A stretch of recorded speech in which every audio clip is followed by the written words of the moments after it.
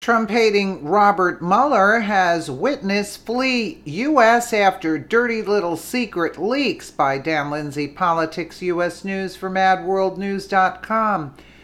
Special counsel Robert Mueller has a huge reason to hate life today after one of his prize witnesses fled the U.S. when a dirty little secret leaked out. This will make you sick.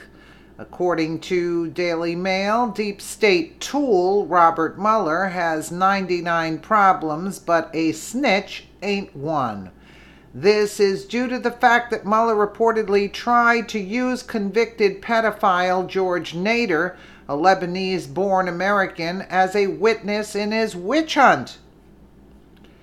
The mainstream media has gone nuts over Nader's alleged close ties to the Trump campaign, but the reality of the situation is so much less sensational. Imagine that, the liberal media exaggerating and fabricating facts to peddle their anti-Trump agenda? I'm pretty sure that's how we got fake news.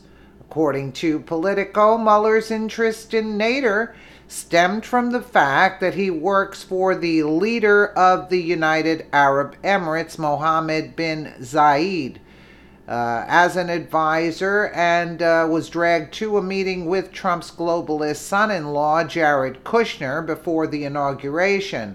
Former presidential chief strategist Steve Bannon was also at that meeting with Zayed.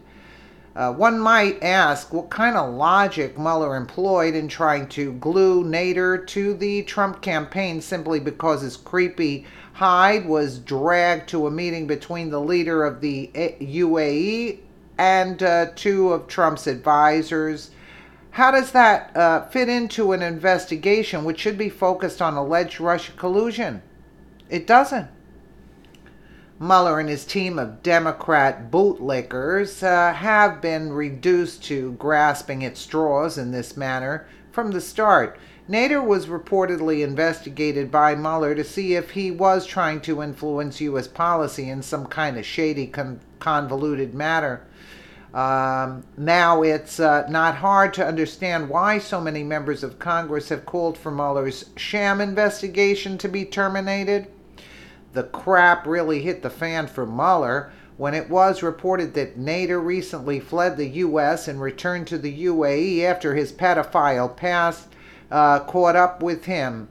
Before taking off on Mueller, Nader was reportedly interviewed twice by the special counsel. According to the Daily Mail, Mueller had Nader intercepted in January when he flew to Washington, D.C. on his trip to visit Trump's Mar-a-Lago resort. Nader was served with a subpoena and had his phone seized by federal agents. At that time, Barack Obama was still in power, and his administration had a hissy fit when Trump's transition team set up a meeting with the leader of the UAE because they allegedly didn't notify the White House or State Department. The decision by Trump's advisors not to announce the meeting to the Obama administration was in no way illegal. It simply stepped on the wrong elitists' toes. Nader was present at another meeting in January of 2017, which took place in Seychelles, a country in East Africa.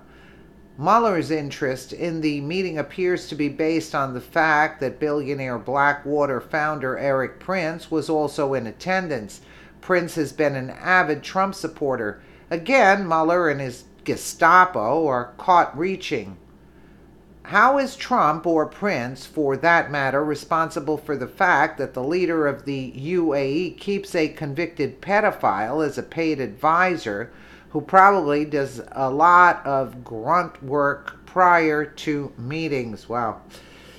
Nader was reportedly whisked away to the UAE by his boss after reports resurfaced that Nader was a convicted pedophile. In 2003, a Czech Republic court sentenced Nader to a year in prison for 10 cases of sexually abusing minors between 1999 and 2002. In one instance, Nader reportedly propositioned a 14-year-old boy for oral sex in a hotel room at the Hilton in Prague.